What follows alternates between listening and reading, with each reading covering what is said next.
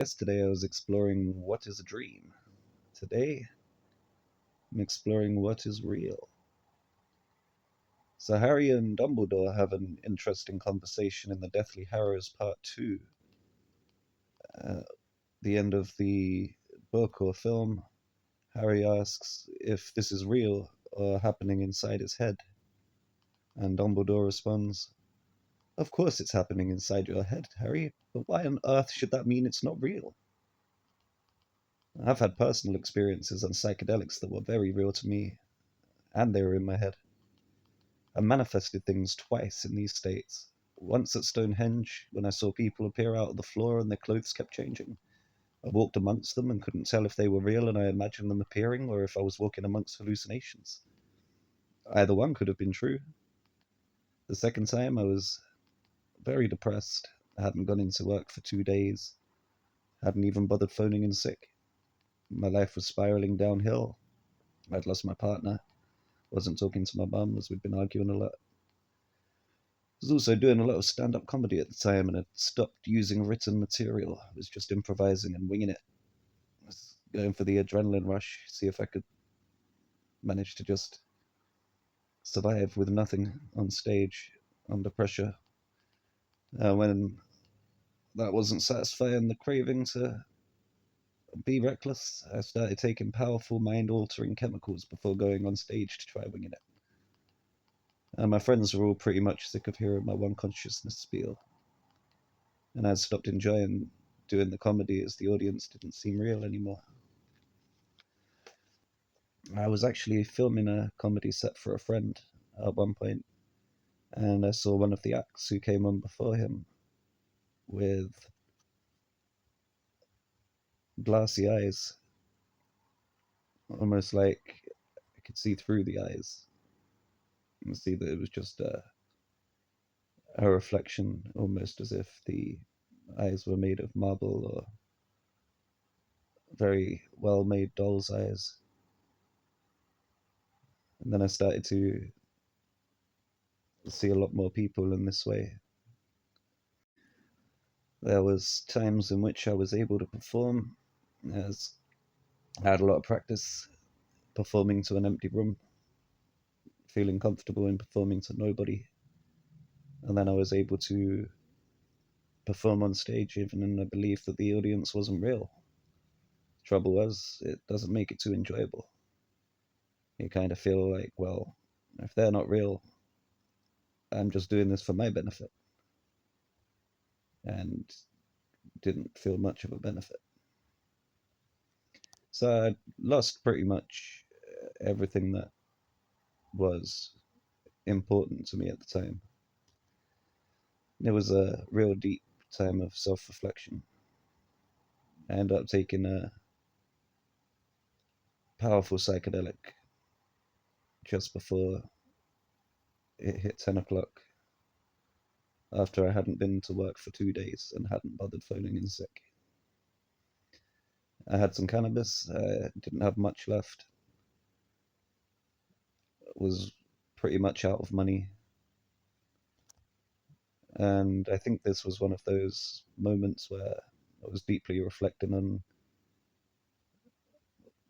being just one consciousness in this world that definitely doesn't seem to give you too many rewards for figuring it out. And I managed to get into a sort of argument with myself in my head. I was holding this spliff that had got down to about this size. It was running really low. I knew I didn't have any money to buy some more. And I was like, but we're all one entity, one consciousness, one being in the universe. So I should be able to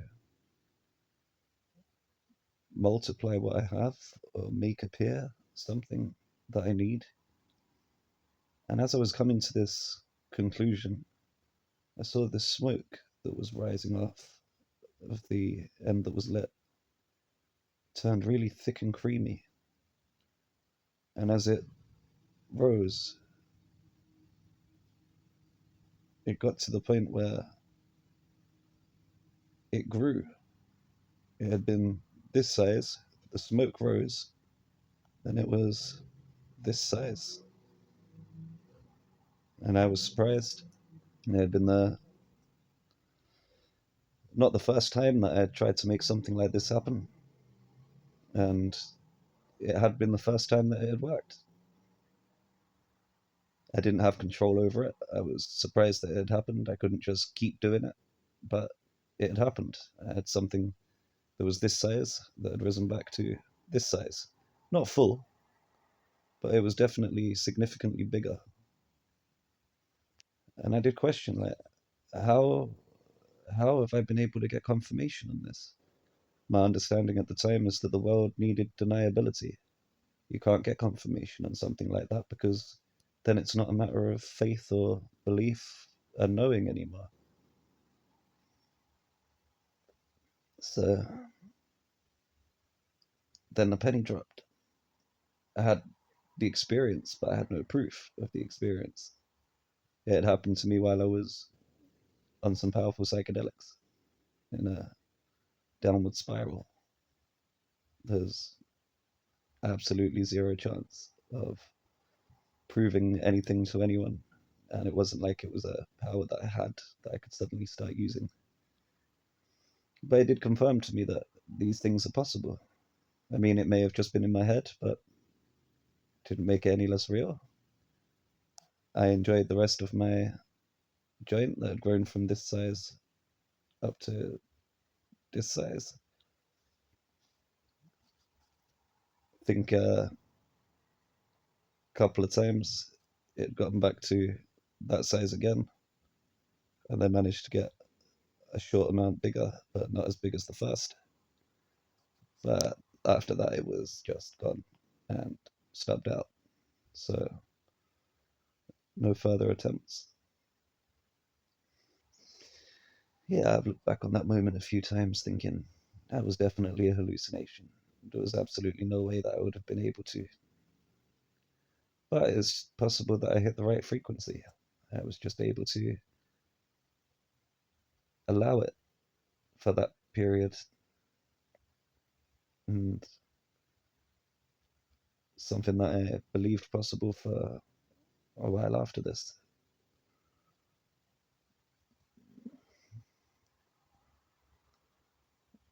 That was up until I had an experience with a jester. This is a little different from some of the experiences I've seen other people have had with shadow people or jesters or something known as the Hat Man. I didn't see any Hat Man, no Baron Samedi or anything along the lines of what I've heard described. But I was with a friend. Um, we were at his dad's place. There was a fish tank. We were on some powerful psychedelics. We had some Bob Marley playing in the background. We could both see the fish singing Bob Marley, his lips literally moving to lip sync perfectly in time with the song. I even had a moment where I tilted my head back and widened my eye, and then could see the fish doing the exact same thing, and then our eyes kind of met as if he was very, very close to my face all of a sudden. I was later on that night. Now, bear in mind, at this point in my life, I was doing a lot of dark, dark things, a lot of very heavy drugs, a lot of not caring for or looking after my body. I'd been through a few years of very, very dark stand up comedy at this point. And it's not the best kind of. I was not living my best life. I was enjoying myself, don't get me wrong, but that was like the height of what you can get living with that animal mindset, living for sensation. You never realize you're the bad guy. You tend to just feel like that's normal, and it takes a while to realize how far out from what other people would call normality you reach. I rejected normality a lot. At one point, I could see my friend reacting. He was still awake, but he was reacting to the things that I was seeing. Like I looked at his uh, shoe and his ankle, and I saw the bottom of his trouser legs started to change. His boots had changed, and the color up his leg it started looking like a harlequin fashioned mix of pink and blue, colors that you would see in children's clothes or children's toy box. The outfit that he was wearing was very, like, not my friend. My friend was wearing mainly black with maybe a band t-shirt on, but this harlequin dress that this entity was wearing, it was very unsettling. It was the childish colors and the dark appearance, the face, and just a hat. And we didn't talk. There was no communication in words. My friend, when I looked up his body and saw the clothes changing from the clothes he was wearing to the jester's clothes, he had his face tilted back, his eyes widened, and he went, "What's happening?" And I honestly didn't know if he'd said that for real or if I'd imagined it. It was a very strange moment. I felt like I was being offered Satan's throne. I could actually see the throne, and the jester hadn't said anything to me but gave me that look as if to acknowledge that he was aware of the assumption that I'd made and was confirming it. And I looked around the room and there was definite signs of drug use. There's areas where we'd been rolling cannabis in hash form and in weed form. There was ripped up bits of Rizzler packets and cigarette all over the table. There was acid tabs that we had. There was a few signs that the room was definitely no place for children to be. And this jester came wearing his children's colours. And it felt very creepy and unsettling. And I was aware that taking Satan's throne means you're going to have all of these powers of manifestation,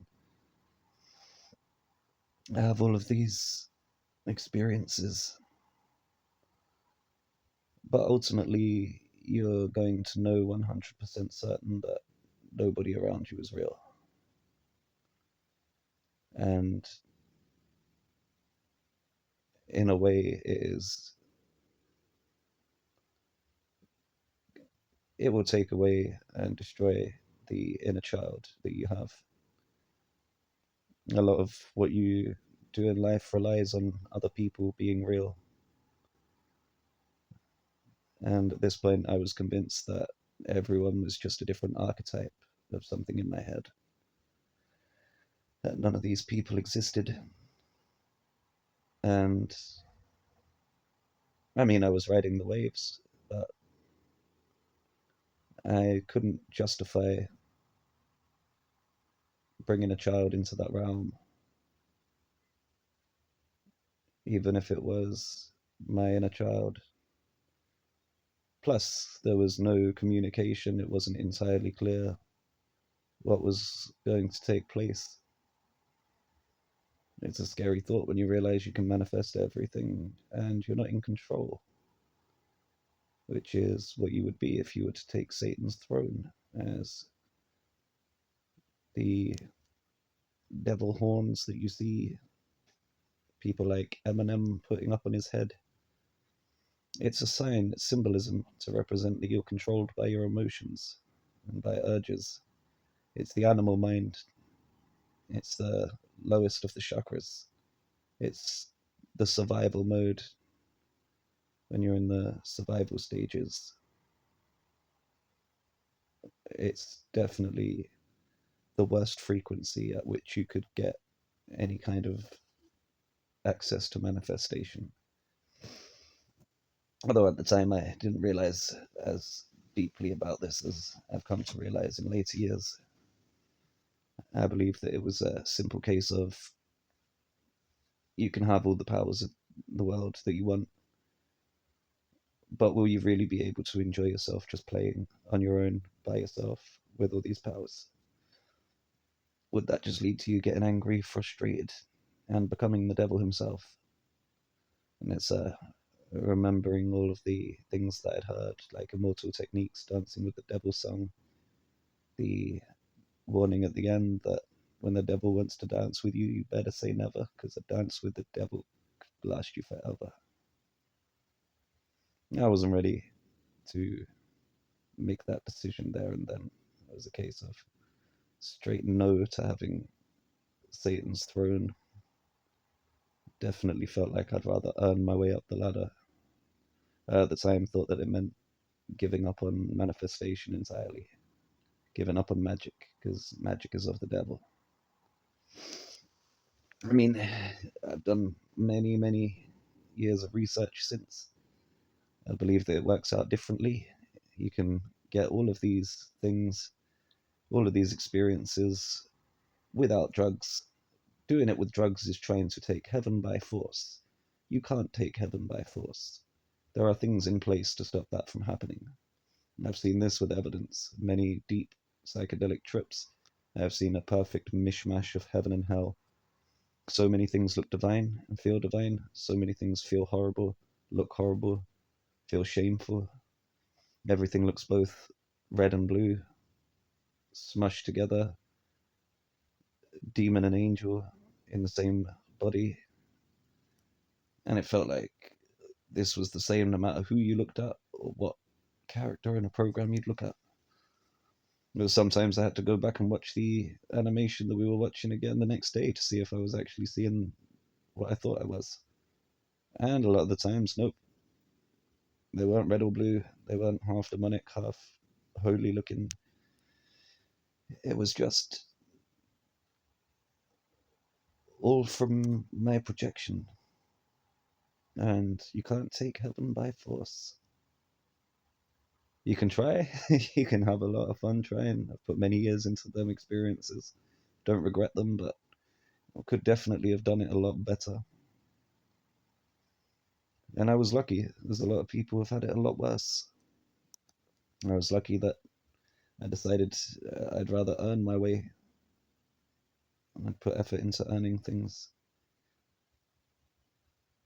I made that same realization when I managed to grow the size of the spliff that day. I felt quite charged with this energy of like confirmation on everything that I'd seen. I was like, this confirms it now. I am the eternal wizard with the everlasting spliff. Except that it didn't quite work out that way. In the morning, I hadn't slept. Decided to make my way into work. My boss looked like a pirate. It looked like one of his eyes was glazed over, and a lot of his body had been falling apart. I connected the dots in my head that this was because I was the panel maker in this yard making fencing panels, and I needed to make the fencing panels because they were like skin cells.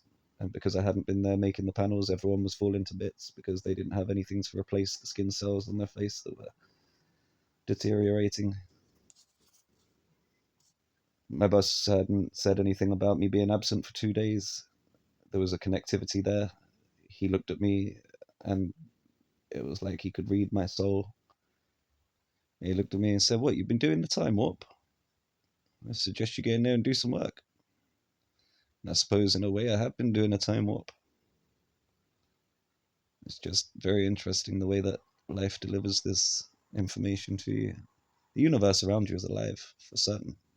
All of the information that I've received on these moments have syncretized perfectly. Even had it earlier today. I was having a moment where I was listening to something on my earphones that started talking about why I don't like sports, and I looked over to see one of my colleagues balancing a football on his foot. Yesterday, the thing I was listening to mentioned the number 21 as part of the Fibonacci sequence, just as I looked on the floor and saw a small piece of masking tape that had been stuck to an item that was being manufactured that had the number 21 written on it, just laying on the floor. Like, what are the chances? My favorite ones are those ones where you're on the higher frequency. Like when I had started making these connections and realized that if we're all one consciousness, then I'm forever alone. And this was like the bad trip aspect of it that kind of lingers around after the bad trip. So you're aware of it in the back of your mind, but you're not walking around seeing it in your face all the time. But then you go somewhere, like I went to Church of Rock. That was a local grunge goth club that I ended up working for in the end, but at this stage was just visiting to get very drunk, see a bunch of people that I knew.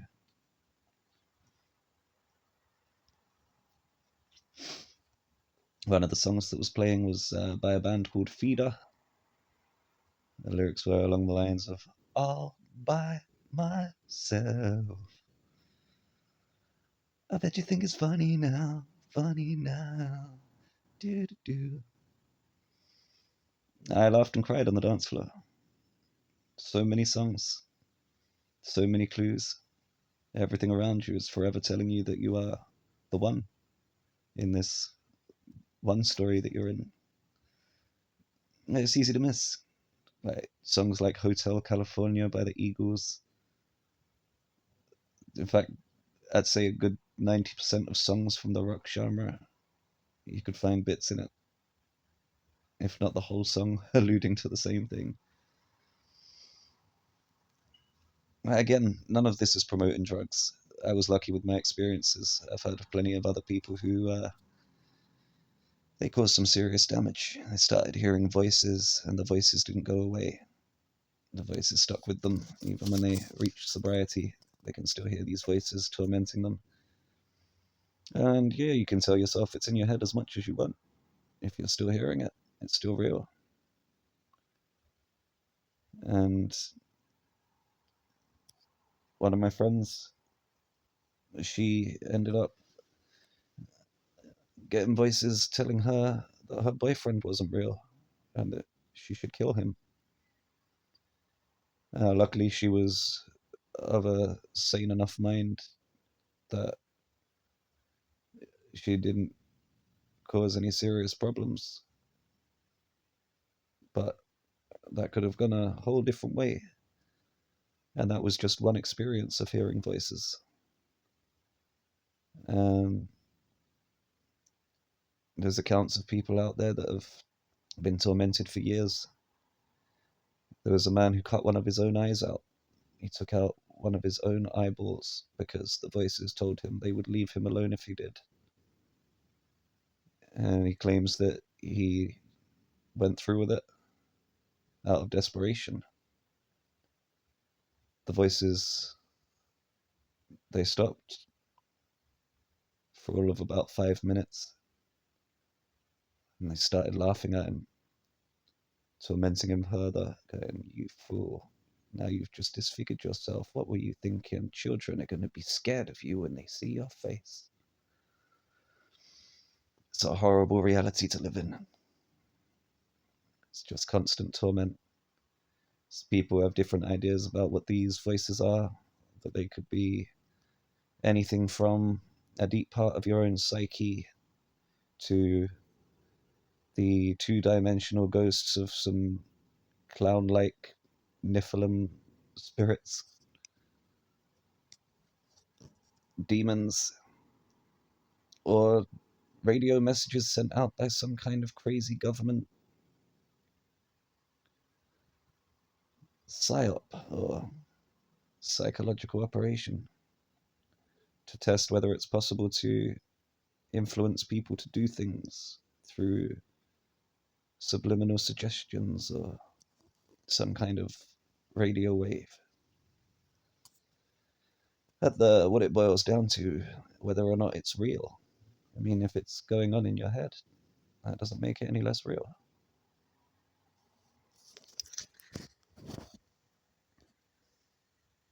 And I think this is where people need to be careful.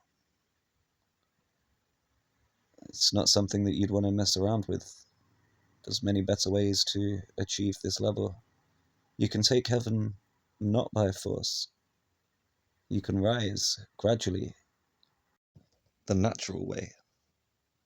I mean, every program and film of major significance, as well as all of the scriptures, seem to allude to this idea that you can access this other realm that exists up here in the heavens, not down by your heels in hell. And it's discussing the chakras.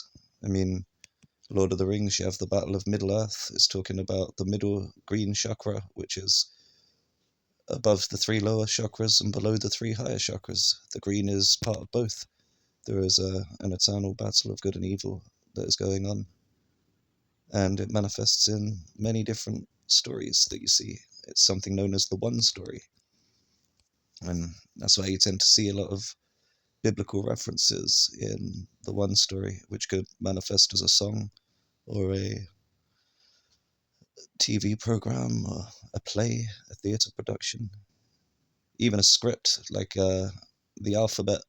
It tells the one story. I might make a video about that at some point.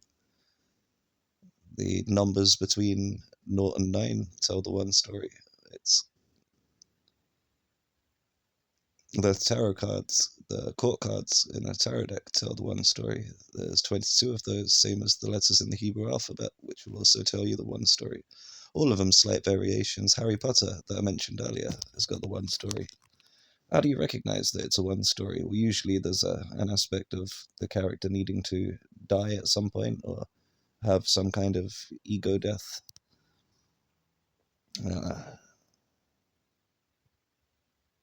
The Lord of the Rings 10% tithing, where as Frodo was about to throw the ring into the fires of Mordor, has that change of heart, and he puts the ring on his finger. And then you had Smeagol or Gollum jump on and bite his finger off, and he threw both Gollum and the ring, and his finger, into the fire. As you have 10 fingers, that was one of his fingers, that's 10%, that's given back 10% of tithing. And that's not to do with giving money to the church. The churches will have you believe, oh yes, that's giving 10% of your income to us. Yeah, of course it is. Really, it's about the 90% of your brain that is always active. It's always working for you. It's serving you. It's allowing you to breathe, your heart to beat, your eyes to blink, and all of the physiology inside of your body to continue to help you live. And in order to gain access to it, you have to give back this 10% part of your brain, the prefrontal cortex, the ego brain, the thinking brain. And you stop thinking and start knowing, start feeling. You can use more than just this part of your brain to think. You can use your heart to think. You can use your gut. You've got many different organs that have their own awareness inside of you at different levels. You're able to feel this when you get more sensitive, when you desensitize to everything. You're stuck in those bottom 3 chakras and you're never going to make it past green. To these people, cannabis is the best thing in the world. It's that gateway drug that brings you up to the middle chakra. Now, you need to leave the cannabis to one side if you want to rise higher. I haven't had any in a 24-hour period now, and that matter. I found that I can take or leave it a lot easier now. I don't feel any urges that I used to inside of me. I used to get a lot of urges to do a lot of, I'd say, dark things. I used to have a bit of a porn addiction, but I've managed to kick that habit right square in the balls. Now I tend to use my brain if I want to visualize anything, because then at least it's being creative. This might come as a bit too much information, but I also decided to get into retention and to give up ejaculating, or seed wasting as it's also known. And that has helped. That has helped a lot. That helps you get rid of urges. And that helps you. I think that may have helped me rise above the sacral chakra. I mean, I have absolutely no confirmation on where I am. I imagine I'm somewhere around the middle in the battle for Middle Earth, the battle between good and evil. I'm at that 4-star Dragon Ball. I'm at that middle chakra where I feel the unconditional love. I mean, that feels like the one that I'm wavering back and forth on now. It's like the majority of the time, I love the sinner, hate the sin. And not even really a hate for the sin, more recognition that it was a necessary part of this person's evolution. And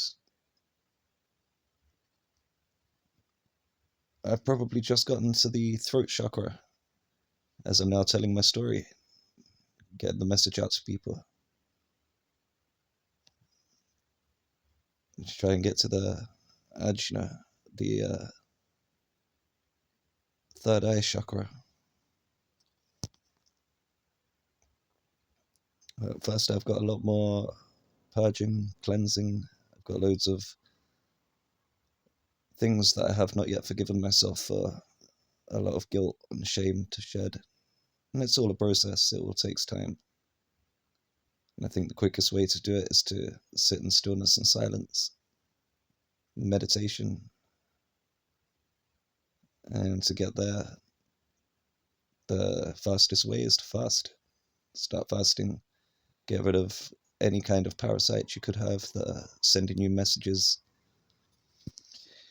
The ego death, I don't think, is so much killing off what we know as your ego. Your ego is just a manifestation of all of the different physiological actions going on inside your body, all of your physiology, all of the pulses in your body, all of the twitches, the things that go on around you, how comfortable you feel. All of these things become the energy in your body that's in motion, the E in motion. And the energy there is what makes you go. It's what activates you and your automatic self. It's your ego that makes your ego. And I don't think that that's what you need to, like, kill off. I think that you need it to work for you, not against you. And one of the things that will affect what it is doing is your physiology, which will be affected if you've got some parasitic entities in there that are sending chemical signals which give you urges to go and get the food that they crave or the drugs that they crave. And if you're able to get rid of them, then it's much easier for yourself to decide to stay away from these things. Yeah, we're creatures of habit, so there is still a mental factor there. But that's the point in which you hand this part of your brain over to the 90%. And then you're welcomed back, like the prodigal son returning. I think he sacrificed the fatted calf when the prodigal son returned. In that Bible story, I believe it was a calf, because that would represent the lower mind, the cerebellum, or cerebellum. You got the, I didn't point to the right place there at all, but the cerebellum, which is connected to the lower parts of the mind, which is the animalistic side of the brain, part that enjoys all of the urges. And at that point, you've been welcomed home. At that point, you are king again, or queen.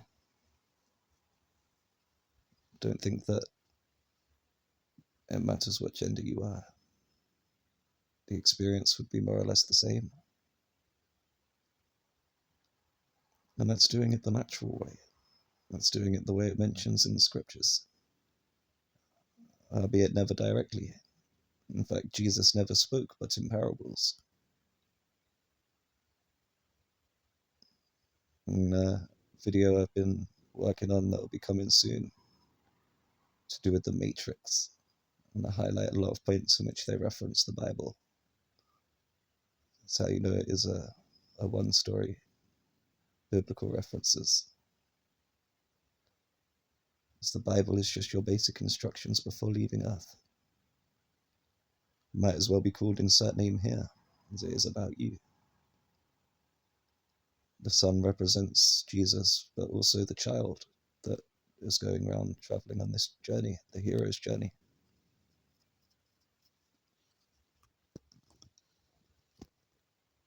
So wow, I think this is a long video at this point. I've done it in segments. I'm not sure how much this is going to add up to, but I do appreciate you watching this far if you've made it this far.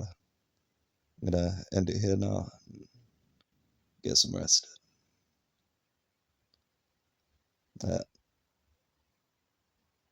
Coming soon should be more stuff. Stay tuned for more.